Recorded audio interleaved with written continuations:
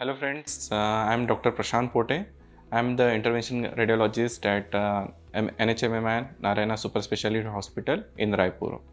आज हम बात करेंगे वेरिकोज वेन।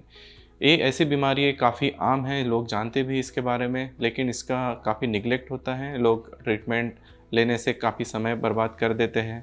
तो आगे जाके क्या हो जाता है, पैर में अल्सर डेवलप हो जाता है, कभी कभी ब्लीडिंग होने लगता है।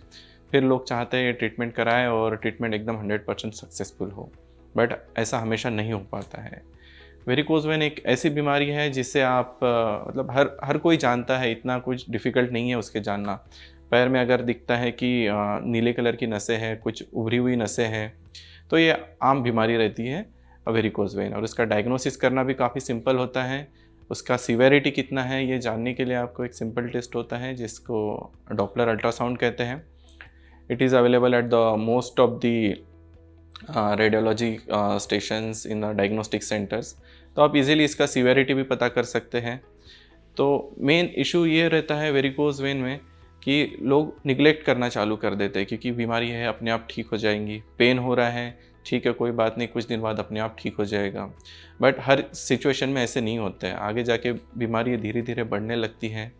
कभी जाके पेशेंट के कोई पैर की नस इतनी मोटी हो जाती है कि वो फटने लगती है, फिर उसमें से ब्लीडिंग होता है और ये ब्लीडिंग रुकना काफ़ी डिफ़िकल्ट होता है। इस स्थिति में फिर पेशेंट डॉक्टर को अप्रोच करते हैं और आगे का ट्रीटमेंट कराते हैं। बट मेरा रिक्वेस्ट यही रहेगा कि जब भी आपको पता चलता है कि ये बीमारी है, तो एटलीस्ट कंसर्न्ड इंटरवेंशन रेडियोलॉजिस्ट या वेस्कुलर स्पेशलिस्ट जो भी डॉक्टर हैं उनसे जाके आप कंसर्न करें। देखें कि इसका सीवेरिटी कितना है, क्या इसके लिए सर्जरी कराना ज़रूरी है या फिर सिर्फ नॉन सर्जिकल मेथड्स जो रहते हैं, जैसे होता है कि कॉम्प्रेशन स्टॉकिंग जो यूज़ करते हैं हम, या उसी से काम चल जाएगा। In most of the cases ज़रूरी नहीं है कि सर्जरी कराना ज़रूरी नहीं पड़ता है, but treatment in some form is necessary to avoid the complication such as bleeding और फॉर्मेशन ऑफ अल्सर।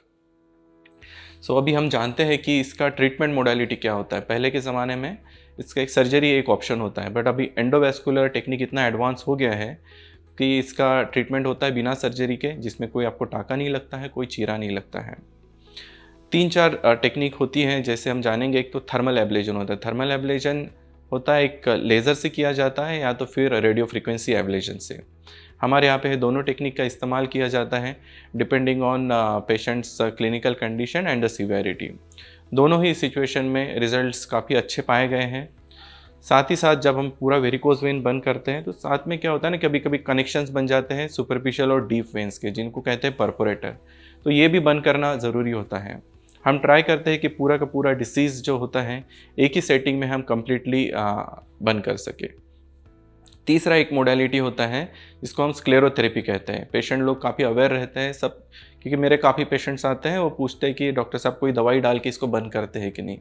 तो इसको ही कहते हैं स्क्लेरोथेरेपी। इसमें क्या होता है कि जो ऊपर की नसें रहती हैं उसमें एक दवाई इंजेक्ट करके और नसों को बंद कर दिया जाता है। बट ये जो टेक्निक होती है, this is add on to the main thermal therapy. So पहले हमको लेज़र करना पड़ेगा, या तो RFA से मेन वेसल्स बंद करनी पड़ेगी। उसके साथ साथ ये एडिशनल होता है स्क्लेरोथेरेपी। तो स्क्लेरोथेरेपी एक स्टैंड अलोन मोडालिटी नहीं है वेरिकोज वेन ट्रीटमेंट करने का। थर्ड एक जो उससे भी एक एडवांस अभी टेक्नोलॉजी आया है, उसको कहते हैं सुपर ग्लू इंजेक्शन।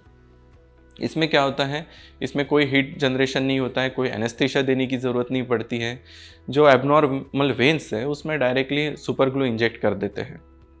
सो उसी के पेशेंट का उसी से एडवांटेज ये होता है कि पेशेंट का जो स्टे होता है कम हो जाता है और ऑपरेशन के इमीडिएटली बाद ही पेशेंट घर जा सकता है, just taking up 2 hours rest.